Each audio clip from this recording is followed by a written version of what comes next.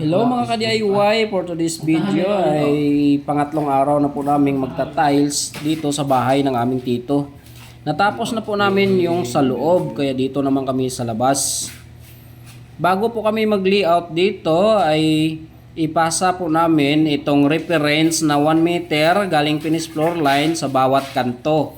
Para meron po kaming reference na pagpakuan at paglagyan ng tangsi, para makabuo po tayo ng layout na naka-eskwala, kasi yun po ang ating guide sa pag-install natin ng tiles.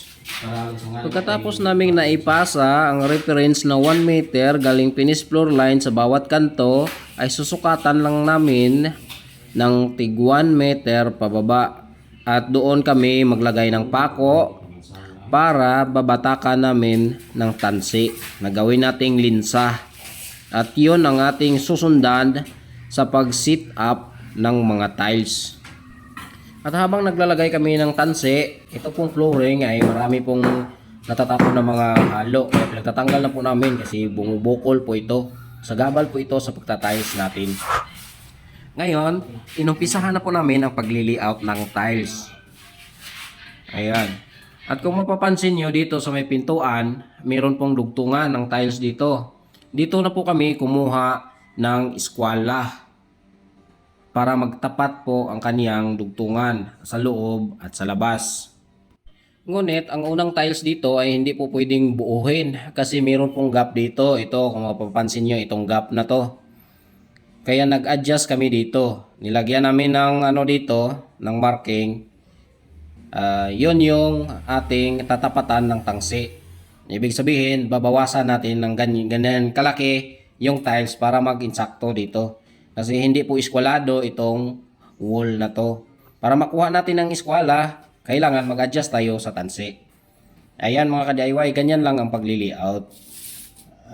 Kailangan lang na mabusisi sa pagli-layout mga ka-DIY. Ito lang din naman ang mabusising trabaho, yung pagli-layout. Kapag makuha mo na ang tamang layout, ay tuloy-tuloy na yan. Madali na lang yan.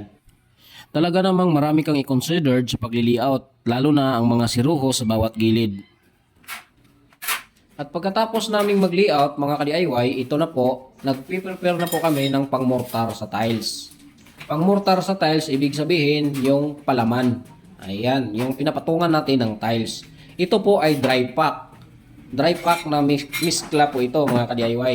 At ang ratio po nito mga ka-DIY ay 1:3. 1:3 para matibay. Isang sakong simento at 3 sako ng buhangin. Dry pack pong ginagamit namin dito mga ka-DIY sa pagsisit up ng tiles, kasi sa dry pack madali lang pong isit up ang tiles. Hindi po tayo mahihirapan. Unlike po sa basa ay parang mahihirapan kami mag-sit up niyan mga ka-DIY. Pero depende yan sa mga nagsisit up ng tiles, kasi meron ding ayaw ng dry pack. Gusto nila yung katamtaman na halo, yung pang plastering. Ayan. Pero itong sa amin, dry pack talagang ginagamit namin dito. Kasi nasanay na kami sa dry pack. Kapag hahalo ng dry pack mga ka-DIY, ito i-mix nyo muna ng mabuti ang buhangin at saka yung semento bago po lagyan ng tubig. Pero dahan-dahanin lang po ang paglagay ng tubig para hindi siya basa at hindi rin siya masyadong dry. Yung katamtaman lang po.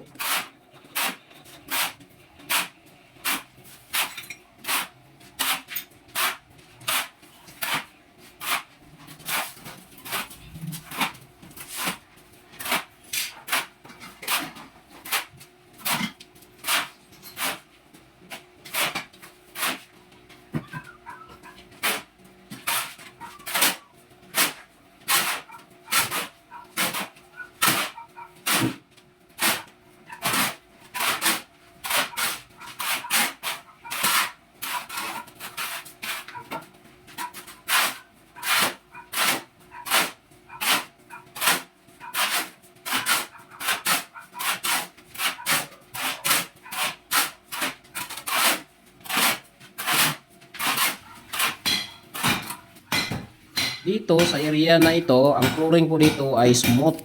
Kaya kailangan kong tiktikan yung flooring para kumapit po ng husto ang mortar na ating tiles.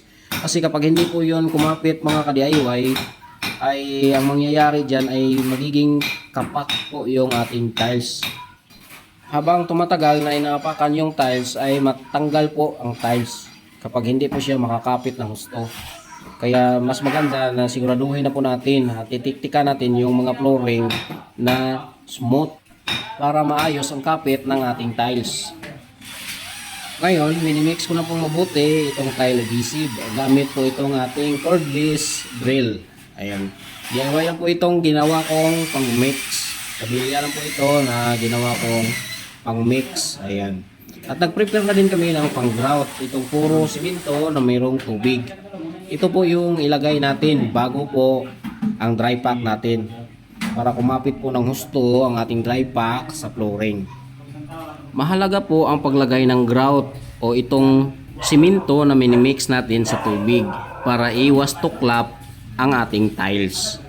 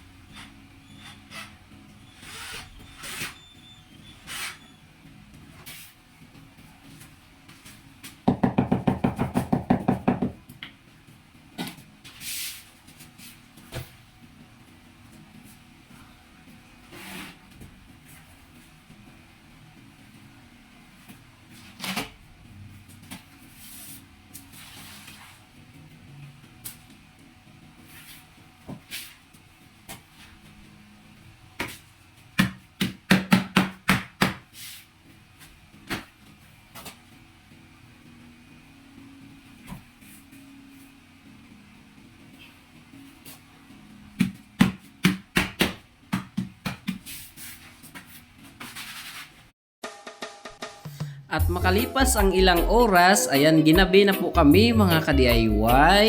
Nag-overtime na po kami dito. Kasi minamadali namin ito mga ka-DIY kasi marami pa tayong gagawin. Ayan. Ito, last na lang po itong ginagawa ko at ako'y umuwi na pagkatapos nito. Ang oras ngayon ay siguro nasa 7 PM na ito ng gabi. Ayan, nag-overtime kami talaga dito mga ka-DIY para mabilis matapos ito.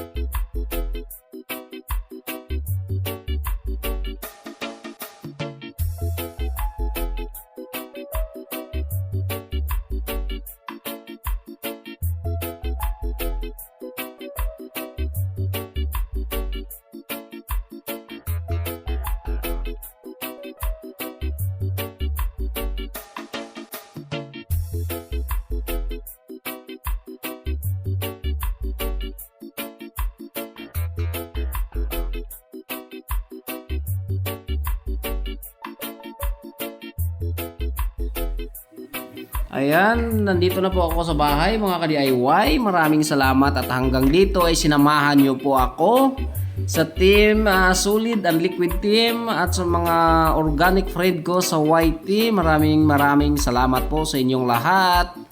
Bye-bye!